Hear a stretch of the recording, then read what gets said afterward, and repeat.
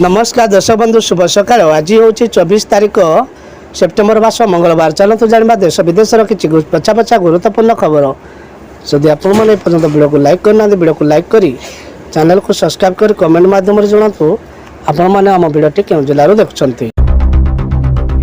Ration card धारक आसीगला नुआ खबर। भारत सरकार देशर लोकों अनेक योजना कर सरकार विभिन्न प्रकार लोक विभिन्न योजना कार्यकारी योजना गुड़िक मध्य अधिकांश गरीब और अभावी लोकों केंद्र सरकार आर्थिक दुर्बल श्रेणी लोक मागणा राशन जोगाई देते। मागणा राशन योजना अधीन सरकार समस्त रेशन कार्डधारी को राशन प्रदान कर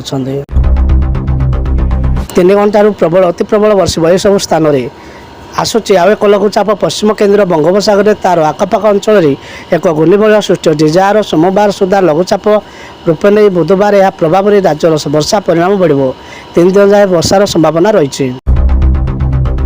एमानकर कटिब सुभद्रा योजना आप्लिकेसन सुभद्रा योजनार शुभारंभ पर 25 लाख महिला आकाउंट को टंका जाइए। प्राय 1250 कोटी टंका सुभद्रा हिताधिकारी आकाउंट को क्रेडिट होती।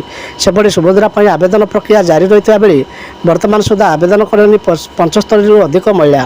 तेज 17 सुधा 2000 महिला सुभद्रा अयोग्य सब्यस्त होती। मंगलवार भुवनेश्वर बंद। दर्शक बंधु 24 तारीख अकचक बंद डाकरा 2 दिन पर बंद डाकरा गाड़ी मोटर चलाचल उपर प्रभाव पड़ो जानतु केउठी और कहीं। आसंता 24 तारीख आज घंटिया भुवनेश्वर बंद सकाल 6 रु दिन गोटाए पर्यंत बंद पालन कर बीजेडी सरकार। गृहमंत्री बड़ घोषणा ईद मुहर्रम में मिल मागणा गैस सिलिंडर।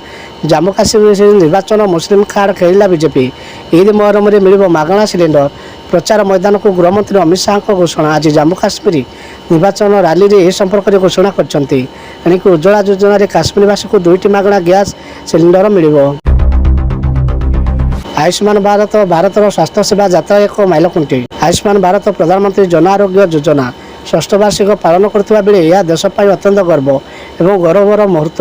सेप्टेम्बर 2018 आम प्रधानमंत्री मोदी दूरदर्शन नेतृत्व में आरंभ होता एबीपीएमजी केवाईसी विश्वर बृहत्तम स्वास्थ्य सेवा कार्यक्रम में परिणत होइछि।